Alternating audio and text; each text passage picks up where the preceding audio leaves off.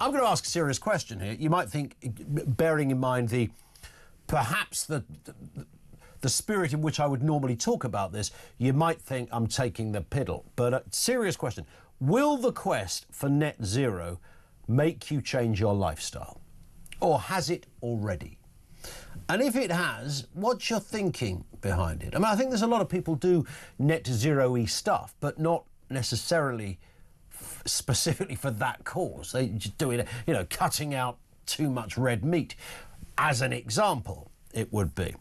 But here's the question. Have you been a naughty boy? That is, have you been a naughty boy? Are you the kind of person who thinks it's perfectly acceptable to eat meat and drive cars? Weirdo. Are you one of those selfish swines who think it's okay to take the family on holiday to the sunshine? I mean, you people are sickening, right? In the next decade, you better be ready to change your wicked, frankly, scrap wicked, criminal ways, because we're all going to die. You get the picture. Not my words, by the way, but the sentiment of Ed Miliband and his stormtroopers of doom as they carve their way into your life to tell you how you should be living. This is the UK's drive for net zero, meaning millions of Brits face having to do stuff like chuck a heat pump in your house. Half the homes in the UK heat pump. By the way, a technology that is at best debatable in terms of what is the most efficient way. These are government climate advisors. How much do the government climate advisors really know about the climate? Check out the SPADs, the special advisors around Ed Miliband. Check out, we've been talking about political CVs being a bit moody of late, Rachel and Ange and others. The special advisors, I'd like to think that the special advisor to the man who's going to change the entire way we exist and live would be about as qualified in the world of climatology, geology, and issues around the economics and the socio-economic issues surrounding things like. They would be the very best money could buy. I think half of them are former advisors to Jeremy Corbyn.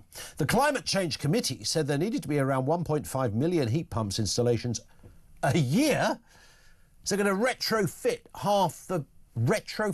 half the homes in the UK. By 2035, that's up from just 60,000 in 2023. So they've gone from 60,000, being the prediction, to 1.5 million. In the 7th carbon budget, which sets a limit for UK greenhouse gas emissions between 2038 and 2042, this is all, 15 years away or whatever. The committee also piled pressure on Brits to buy electric cars, fly less, cut their meat and dairy consumption too. The cost of all of this, are you ready? The cost of all of this for the period between 2025, now, and 2040, 15 years away, the committee's figures showed that the drive to net zero will cost, you always need a drum roll for this, and a paramedic on standby, £320 billion. 320 billion pounds, and we're trying to work out whether we've got enough money to buy some soldiers and some boots that soldiers might wear.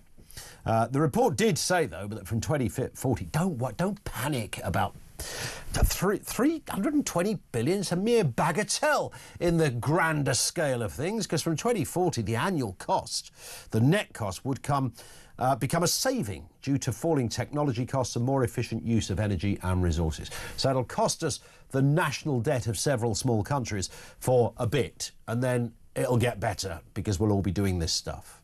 That's apparently how it's going to work. Serious question.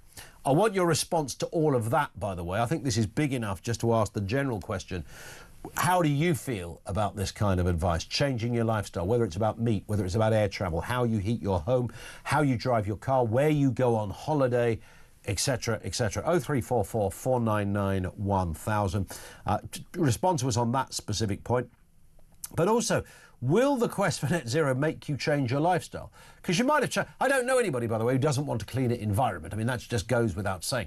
Whether we strangle the entire economy and make you, in a rather disturbing fashion, change your lifestyle under the hammer or the sickle of criminal convictions if it turns out to, you haven't got a heat pump, right, we're going to arrest you for that. No heat pump. Are we going to get to that kind of stage?